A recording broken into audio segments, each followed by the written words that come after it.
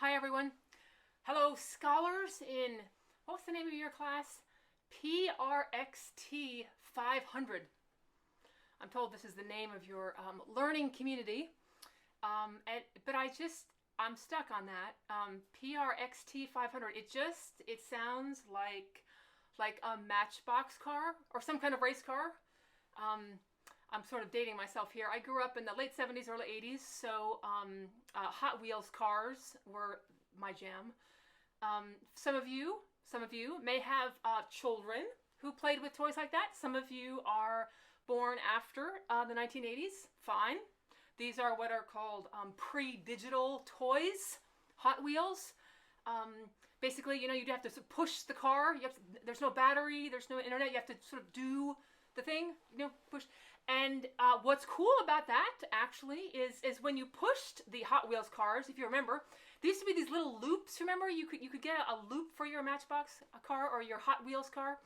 And what's cool is you would push it, but then the sort of forces of gravity, of entropy and God's world kicks in, and the thing that you pushed goes without you pushing it all the way. So in that sense, a Hot Wheels car is a perfect Anglican object in terms of demonstrating what our understanding of human agency and divine agency is. So there were many great things happening while you were playing with your Hot Wheels cars. If you were, no shame. If you were not, we're not canceling you here at all. I'm just, laying it out there. Because PRXT 500 just sounds, so don't just say I'm in PRXT 500. You could say I'm in a PRXT 500, because it's a car. It's an Anglican automobile. Sorry, I digress. It's just, Zoom, these asynchronous recordings. I'm in my basement. It's odd. But here we are. We are being the church in odd times. But that could be a subtitle for the Bible. Being a people of God in odd times. Because every time is odd in its own way. And what I mean by odd is there's our baptismal covenant. There's our creeds, our view of where this story is going. And it is very different than any form of empire, any rival idea. In fact, if you go back to those really funny pictures about the Hot Wheels cars, if you've ever had those loops, and by the way, I didn't know anyone that bought those loops. Those were precisely what a garage sale was for. Right? I mean, nobody buys this stuff new. I mean, I guess at some point somebody bought it new. But basically, that's what you do in a garage sale. You come up from the street and you just see the loops at a distance. And you kind of up your loop game. And you buy it. And then you actually kind of do the loops for a couple of days or maybe even just hours. And then you're like, is this all there is? And then you move on to something else. And then you sell that in your next garage sale. And you make someone else's day. But if you look at the funny pictures, look at the loop. After your reward for getting through all these loops, look at the end of the picture. Your car goes into that's a trash can, right? That's totally a trash can. What kind of worldview is that? You do all this work to move through the world, get through those rings, Dante's levels of hell, ring after ring after ring, and what's your goal? You go into a trash can. My friends, that picture is a documentary of so many worldviews where you get on the hamster wheel. And this is Darwin in some ways. Survival of the fittest. That is to say, the goal is what? To survive, not to thrive. Jesus said, I came that they might have life and have it abundantly. That's the goal, abundant life, not surviving the rings. And the funny way that picture is, what's surviving? You just wind up in a trash can. All the rings, look, they all end in a trash can. Now, they don't call it a trash can. They probably call it some sort of collecting thing. Probably nowadays it's called a recycling can for your car. People, don't lose your imagination, which is the first thing to go, even chemically. When we get cortisol and adrenaline flowing, we have what's called the failure of the imagination. We are meant to come out of these loops. Because remember, faith and perseverance, remember, we're building what? Hope, according to St. Paul. And we hope for so much more than what can be seen. We are supposed to sail out of the loops into the complete experience of life in the triune God. That's not a trash bin. But so many of the worldviews around us, although if you look to the left and the right, there are people who should be odd to us, and we should be, as the earliest catechumenate always was, sitting at the center of empire. We should be an odd group of people who are going through the rings, not just to survive, but to meet God, not at the end, but through God, through whom we live and move and have our being, that we will endure what you're going through now in seminary. And I got to tell you, I've been here at VTS for 20 years, and the kinds of things that you will have to go through now are truly, truly unprecedented. I mean, seminary is hard enough and all that, and then everyone in your life around you who actually has to either go to seminary with you or deal with the fact that you're going to seminary, and everybody has, some people don't know or don't even care what you're doing, other people have their hands all up in your business, whatever it is. You might be feeling insecure right now, you might be feeling kind of self-important, that is to say, you've had a week or two of it as a class under your belt, and you're kind of, I don't know, you look in the mirror in the morning, you think, I think I'm one of the smartest people in that class. Some people think like that. That's okay. Plenty of Bible stories about folks like you, or me. By the way, that's one of the favorite ways I begin the morning, thinking that I'm smart. I'm just going to say it. I take great confidence in that, and some of you are taking great confidence in that. But let's just remind ourselves that although that's our tendency, do not store up for yourselves treasures on earth, where moth and rust destroy and thieves can steal away. In fact, many of you are going to take it out on your professors, because what happens is you start to think you're pretty smart, and then you get a C+ or a B-, and you think that that's a thief trying to steal away your crown of glory. Don't burden yourselves in this first week. We've got enough hoops to get through.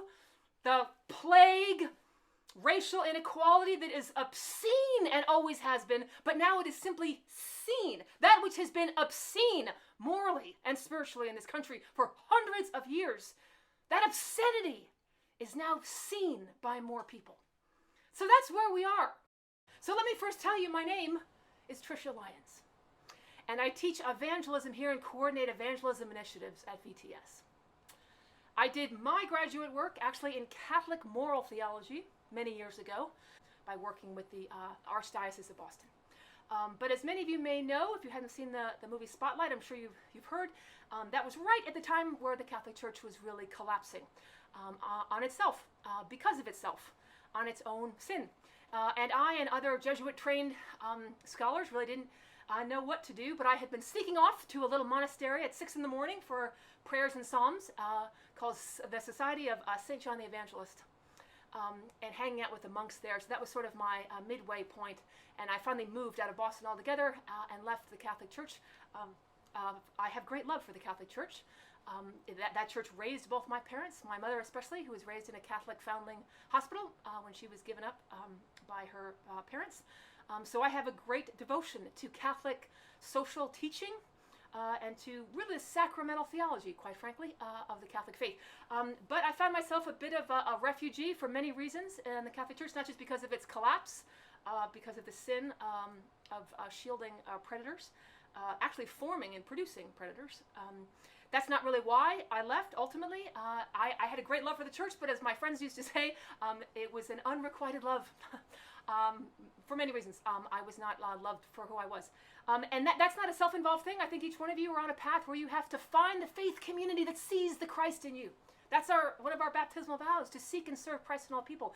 You can't just go out and do that. We need a community to do that. And not only do you need to do that with community, you need the community to be seeking Christ in you, believing that Christ is in you, as you are, who you are.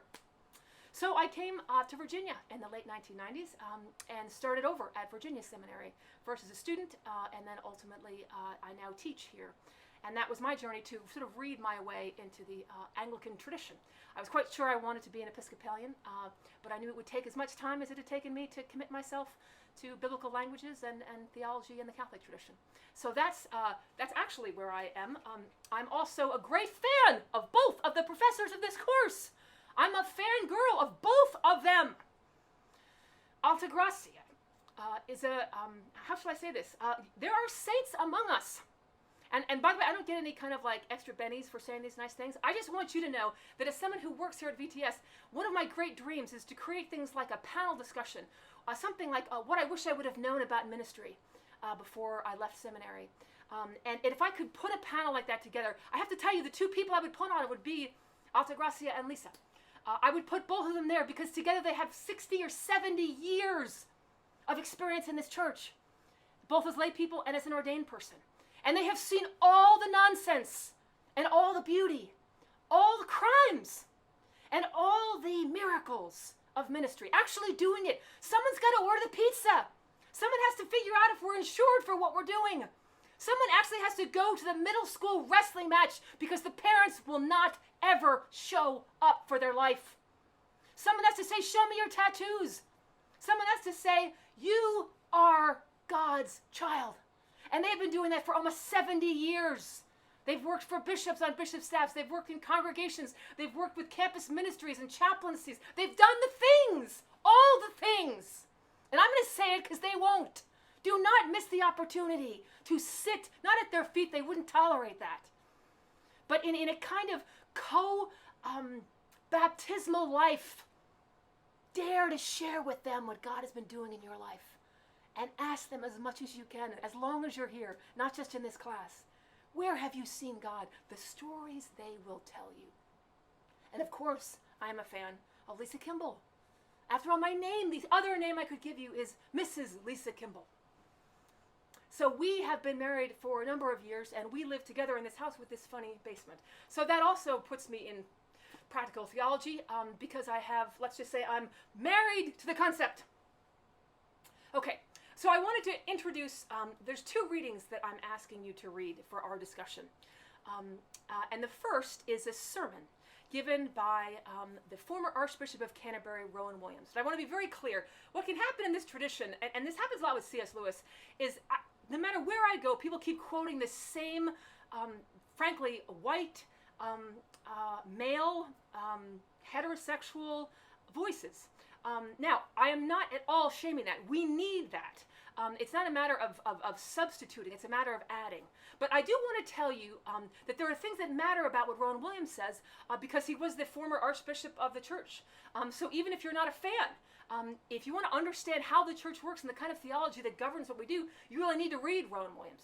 You know, it's just like an 800-pound gorilla. You can't sort of get around him in the lived tradition right now, especially in a tradition like the Anglican tradition, which has at its core this idea of a continually unraveling or revealing of truths of God in the modern day. But he has a great sermon, actually. It was a sermon given at the ordination of a friend of his.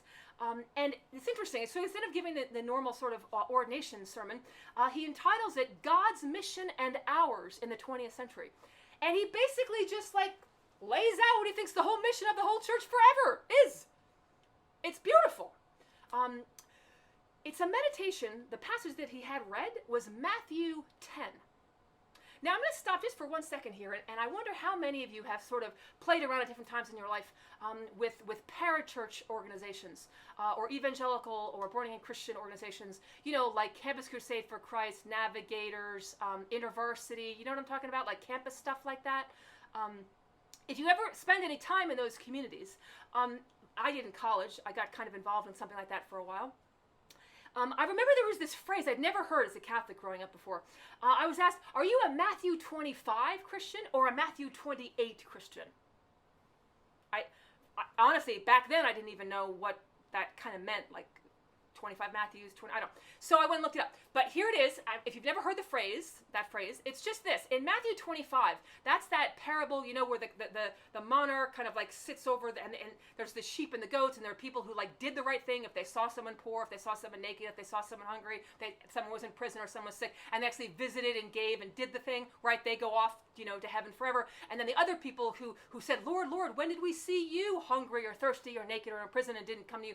And remember, they get told, like, well, when you saw it in the least of these and you didn't see me in there, you know, you screwed them and you screwed me, so, you know, your goat's going to go off to the darkness forever. So a lot of people who call themselves Matthew 25 Christians are ones who understand salvation or even holiness as doing things, doing social justice, working for equity, fairness, and freedom. And whether or not you sort of talk about God along the way or share the particular Christian vision along the way, the point is it's in what you actually do, right? So that's a Matthew 25 Christian in this paradigm. A Matthew 28 Christian, remember Matthew 28, if you don't know, is the Great Commission. Go ye therefore, baptizing all nations in the name of the Father and the Son and the Holy Spirit. So that's seen as more the very traditional sort of 18th, 19th century, what was called muscular Christianity, that time of the utter colonialization of the world under Christianity. That basically it was the what was called the white man's burden, this terrible phrase that was just enacted generation after generation, that you had Christians believing they had to go to all different places of the world and literally convert, and in many places, or kill, or enslave, or oppress people who did not take up this faith. This happens all over the globe. It happens through the British Empire. It happens happened through the American Empire, and it happened across the United States to Native communities, African Americans. There's just a whole list of people who fell under the boot of this idea of going and converting people. Now, there are beautiful versions of both Matthew 25 and Matthew 28, but the idea is, in evangelical world, that which are you? You know, are you the person that sort of believes in traditional sharing your faith and evangelism of Matthew 28, or a person who's more sort of social justice, do the thing, and maybe use words only when necessary, as the famous phrase is if you're Matthew 25. So Rowan Williams steps into this two different poles. Of course, you know, both can exist in one person. Though politically and in different denominations, we tend to kind of say you're one or the other, unfortunately. But Rowan comes right down the middle and preaches a sermon about evangelism by using Matthew 10. So I wrote a book about evangelism called What is Evangelism? And in that book, I talk about the math of the Episcopal Church, which is Matthew 25 plus Matthew 28 equals Matthew 10. So I will be curious to see how you read Matthew 10, and how Rowan Williams reads it, and the mission he gets out of it, and what your response is to it. And there'll be a discussion question or two that are attached. It's not a long sermon, and I hope with all the reading you have, it's not too long time to spend reading. But I think you're going to get a lot out of it, and I hope at least you found it a new part of the Gospels to be a central text for evangelism rather than the sort of more traditional ones. Okay, so that. If you think about Rowan Williams before and after the sermon, just know this. Rowan Williams believes that each life is a location of incarnation. Now, those aren't exactly his words, but I've taught a course here at the seminary on Rowan Williams. I've had the opportunity to talk to Rowan Williams in person more than once. And I would just say that this is how I would explain his view, that he truly believes each human life is a location of the triune life of God on earth in daily life. So that is the cornerstone of understanding what evangelism really is. Now here at VTS, we don't talk as much about evangelism. I teach here evangelism formation. We actually have something called the Evangelism Formation Lab. You should check that out. It's a Facebook page that has content on it. We will have weekly, well, we did it last spring, weekly lunch hours on Tuesdays last year. We had what's called the Evangelism Formation Table, and that's somewhere on Tuesdays you could just bring your tray and talk about evangelism, your experience of it, what you were reading in your courses, things you did 10 years ago, what you did when you were 5. We have topics like what is the purpose or the theological grounding of ashes to go, or pet blessings, or so many different things like that. But the reason we keep using this phrase evangelism formation here at VTS is because the truth is evangelism is a term that has become so important in our denomination right now. Over the last couple of years, especially with the Way of Love curriculum that's come out of the church, I shouldn't say curriculum, the sort of rule of life, the whole vision of what it means to be a follower of Jesus in the world. We're talking more and more about evangelism. Many of you have seen, maybe even participated in revivals that the Episcopal Church has had across the country for the last couple of years. Thousands and thousands of people. Even at the last General Convention, 3,000 or 4,000 people gathered in a room for an Episcopal revival. So we're using the word evangelism. If you go on the website of the National Church, you'll see there are so many resources in evangelism. Some of you have seen some of those. I am on the presiding bishop's strategic cabinet for evangelism. So I've seen and been a part of a lot of production of some of these resources. Something like the kit, the Evangelism 101 kit. These are great tools to give to congregations that are ready to do a certain kind of evangelism. But here's the thing. If you even go through the Evangelism 101 curriculum, there's a list of things your congregation can do, acts of evangelism. I think there are 37 things on it's one sheet of paper. It's just one of the many PDFs. 37 things. Go on a prayer walk, have an outreach event, go to a farmer's market and set up they're all really great things, but 37 things. Here's the thing. What can start to happen when you turn evangelism into a group of things that you can do, largely talking, or a bunch of people showing up having an event, you've taken a small part of the Episcopal or the Anglican view of evangelism and you've made it the whole thing. What can happen when you do this is you take a step back from this broader view. What does it mean to believe that each life is a location of incarnation? That means that you are an evangelist by being, period. Not being anything, not saying anything. You are baptized into the triune life of God. And as you exist on earth, that is what is in you, moving through you, and transforming the world. We have centuries of mystics who have called us to be the thing that baptism has transformed us into being. And that itself is like a leak of grace into the world. So we have to figure out how to be in the triune life, in the flesh, in the world. That's evangelism formation. Finding the kinds of prayer, the kinds of silence, the kinds of fellowship, the kinds of learning. You notice I haven't said go up into an airplane and share your faith yet. That's an important thing. And it's not even linear. It's one of the things. But what we care about here in seminary in this time we've come to form yourself in communion with others is to learn how to form your life to be a location of incarnation that is not under a bushel. That in how you think and pray and move and take care of your body and take care of the earth and take care of the people God has put in your life, that is a formed evangelist. Now, one of the things, again, not necessarily linear, because some people just start talking about their faith as soon as they acquire faith. But what we can't do is equate evangelism with extroversion. Because there are a lot of things about evangelism that you could do that are extroverted. But in our tradition, I don't need to tell many of you this, we really, most of the time, just equate being an evangelist with being an extrovert. And think how disastrous that is. I mean, it's hard to get a fixed number, but some people say that the majority of people are actually not extroverts. This is a recessive gene in the human gene pool.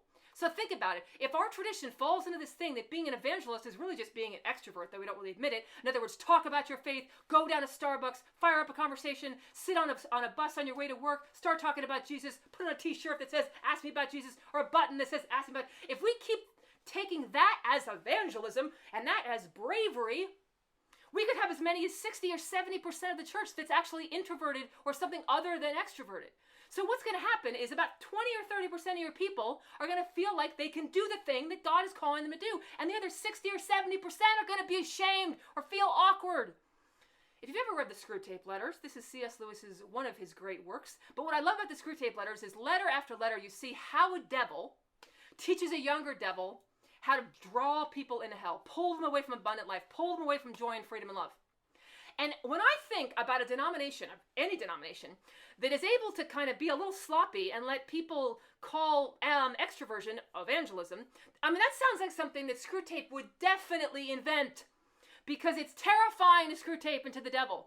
Satan hates the fact that people would realize that just their being is a location of incarnation through baptism. That's a terrifying idea for the legion of demons in the world. So, what do? You just start to whisper to people that it's really extroversion that God calls, which means you're going to have the majority of Episcopalians, lay, clergy, everybody, bishops, who are going to feel uncertain about how to talk about the gospel because they're not really, let's say, talkers at all. How they know God is in just different ways, and they share that love with God in different non-verbal, non-extroverted ways. So Screwtape loves the fact that our denomination kind of has evangelism, which is really just extroversion, because it makes most people, the majority of people, feel somewhat uncomfortable. And then we wind up needing all these resources in the church to help people who are feeling uncomfortable feel a little less uncomfortable. That's crazy! That is craziness, people. Crazy town. What should happen is that the resources that come alongside are ones that identify your gifts and give you a sense of mission and identity that is rooted in the baptismal covenant, which is not a compact or some truce with extroversion. That's not what it is. It is an invitation to become fully who you are. So here we want to form evangelists. We don't just want to teach the certain skills of a certain kind of extroverted evangelism. That's part of the whole salad bar of things that you can learn about how to share the gospel. And certain people in your communities will just love those resources and will just go to town with them. But they are for the minority of people, from what we know about people's psychological makeup, especially what we know through renewal works of the kind of people that we have in the Episcopal Church. Largely introverted people. In fact, a lot of our leaders are largely introverted people. They've learned to put on a pretty good extroverted show, but that's not how you want to start your evangelism. That's not how you want to share the incarnate life in you, by learning some kind of tricks that aren't really who you are. So we're not teaching tricks here, people. Evangelism formation. Okay. Last thing I want to say to you, to introduce the second reading, this is a short essay by a priest over in England named Martin Percy. He's also a scholar. He's the head of a college. If you follow the sort of Oxford, Cambridge culture a bit, Martin Percy is known as someone who's let's see, to compare him with Rowan Williams, I would say he's a little bit more on the social justice wing of the church. Not to say that Rowan Williams doesn't have deep convictions and an imagination for social justice work. I'm just saying that the kind of writing that Martin Percy tends to do would be sort of I would say a kind of balance to the voice of Rowan Williams. And I've included here, it's an unpublished story. He has published it in other places, but I found this because it's the shortest. And it's Martin Percy talking about evangelism in the Church of England.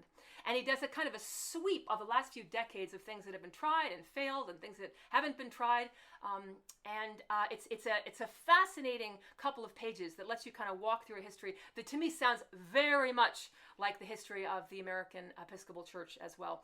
And at the end, he sort of presents his view of what evangelism looks like. Rowan Williams gives it just this, lyric meditation on Matthew 10. Martin Percy tells some stories about some low-income communities in the north of England and what it looks like to do evangelism well. So please read that second article too, and there'll be a question or two in the resources for you to consider. And those are the two articles that we'll be discussing in our small groups. But what comes up in the Martin Percy piece, more than in Rowan Williams, I think, is the concept of theological anthropology, of which I hear you've been learning a bit in your class so far, and will continue. By the way, your view, your theological anthropology is something that will evolve throughout your life. This may be the first time for some of you in seminary where you've actually heard the term and you're thinking in those terms. Others of you have come across that term before. Either you studied philosophy or theology. In any case, it is kind of like a canvas that you're painting on for your whole life. What you believe human nature to be. And there probably will be events in the next few weeks, perhaps, that will change and alter your view, a way you're treated by other people, by your church, things you see in government or the public square, in your extended family, in your own intimate relationships, in the relationship with yourself when you look in the mirror in the morning. It is an evolving, and please let it continue to evolve, view. Remember, now we see through a glass dimly, but then we will see face to face. Then we will be fully known, even as God knows us. So that's our future, is to get clarity about things like who we are and who God is. But between now and rising in glory, we have to always be willing to see that there are parts that we see through dimly, and certain human experiences can bring clarity. Likewise, other kinds of human experiences can begin to cloud our trust in the human person. But I have always believed that the theological anthropology of the Episcopal Church, or you could say the Anglican tradition, is both a guide and a gift. And here's what I mean. Our view of human nature is a guide in that it's really important, if you want to have this faith in you, for you to be a location of incarnation, and you want to share that in whatever way is natural to the person God has made you to be. If you really want to share that, it's important to know what you believe about the nature of other people, right? We have to kind of know the language of the people around us so we know how to speak. And by speak, I mean it could be writing or praying or painting or singing or marching or loving or sitting in silence and in solidarity with people. But we have to know who they are. So it's important that we let our theological anthropology guide us. And by the way, what is our theological anthropology? Well, although each one of you have your own, I would say the broad church, the kind of central view, is that we believe in what they say in the first chapters of Genesis, that God created the world and it was good, that God created man and woman. In God's image, they were created. And that's our view, that they were very good, as the Bible says. So we believe that, we don't believe in the tabula rasa concept in philosophy, the blank slate, that humans are just sort of born like it's a wallet with nothing in it. That's not what we believe in this tradition. We believe that there is moral goodness, the image of God born in each person. It's like a wallet with some money in it that you get given. If you open it up and, oh my gosh, there's something in it. That's the sort of the Anglican view of the person. We're not neutral, we're not empty, and we're not blank. We have the imprint, the autograph, the fingerprint of the image of God on our soul. You can call that a conscience if you want, but the idea is God is in and working through every human person. So that doesn't just establish the value of every human person, it also establishes a kind of formation that can happen if we participate in it. So we do not believe, if you take it's out of context, but if you take a phrase out of Calvinism, something like humans are totally depraved, one of the points of 5-point Calvinism, that would be a perfect example of something that we do not believe. Total depravity. That's like a heresy in our tradition. We do not believe any human person is ever totally depraved, totally vacant, void of the image of God. There is no such person ever. So we approach people not as a blank slate. We approach people to be a location of incarnation in their presence, believing that they too have the presence of God in their life in some way. In that sense, that's what kind of fixes bad views of evangelism as either talking a lot or being a kind of megaphone. Think of it this way. Anglican theological anthropology says the way we sort of bring someone along with us in our faith is we're not a megaphone telling them what to believe or to do. We're a magnet pulling out of them what God is saying in them, by affirming their life, by living in solidarity, by working for their sense of justice in a society. Different ways that we can sort of have someone get in touch with the God that is in them. The metaphor I often give it is the black box of an airplane. Do you know, like if a plane ever goes down in the ocean, you know, as soon as you hear what happens, the first thing you hear is they're looking for the black box. It's this box that lets out a sound. And if you can just get closer and closer, when you first hear the sound, it will draw you to it. I once heard a comedian say, why don't they make the whole plane out of whatever they make the black box out of? Very funny. So that's the idea, though, that there is a black box buried in each of us, the presence of God. And what the evangelist is, it's a person who has felt that presence in their own life and has formed their life around it and has made space in their life to hear and see other people and to see them on their journey to finding the black box within them. You see how different this is? This isn't some colonial view of evangelism that you're going putting things in people, beliefs or religion. No, it's moving through the world like that sonogram that's listening. For in some people, the black box is buried so deep by so many calamities and crashes of human experience that they just can't hear it. But then you hear it. That's your call as an evangelist. Evangelism is listening much more than talking. Maybe more, 10 times as much as talking. You are meant to move through the world and listen for the sound of the black box buried deep, according to our theological anthropology, in every person, and to hear it and then to feed it and to go to a person and ask them stories about it as you ask about their experiences, as you share your experiences. Again, not a megaphone, a magnet. Something that can hear that box and bring that sound out in conversation, in relationship, through emails or text or paintings, again, or marches or acts of mercy or grace, thank you notes, helping people pay their cash bail. I don't know what it is. Different ways where someone, when they see you as a location of incarnation, they hear the ping buried so deep within them. I think theological anthropology in our tradition is a great gift because it relieves you of the idea that you are planting God somewhere. That is colonial. Just like you can mistake extroversion for evangelism, well, you can mistake evangelism for what it was basically colonialism. Going out into the world and just penetrating cultures and planting your ideas there. I just have to tell you, not only has that done great damage, war crimes in history, but it actually is a bit of a burden for you to think that that's your job. And in our tradition, it isn't. We go forth and we listen and we share, and in solidarity, we help people hear the God who is speaking at the core of their being. Remember first that God is mindful of us. That we are not just the image of God, but what it means that God is mindful of us is we were an act of creation and an act of the imagination of God. We are not just an image of God. We are the imagined creatures of God. This is what God imagines. That's what makes our crimes so horrendous, is when we get the free will that is also part of our tradition, and we use it in ways that hurt ourselves or others or creation. What can happen is we have broken, not just covenant with God, but we've broken these images, the imagination of God for what the world can be. We do believe that God insists on that vision, that there will be redemption. That's why the book of Revelation, people make jokes about it, and the truth is, if you actually go and read it chapter after chapter, and let your imagination, a lot of you read part of the books of Revelation, and it challenges your reason. And for that reason, many people just say, I don't even know what's going on there. We're just, animals flying around and trumpets, and that's not my thing. I like the Gospels. He did this, all the verbs. That makes sense to you. But the descriptions in Revelation. But remember how much of our liturgies are formed, the beginning of the funeral procession. So many of our liturgies, whether it's Advent or Easter, are formed by passages from the book of Revelation, because it helps us understand and heal some of our imagination for where God is calling us to go.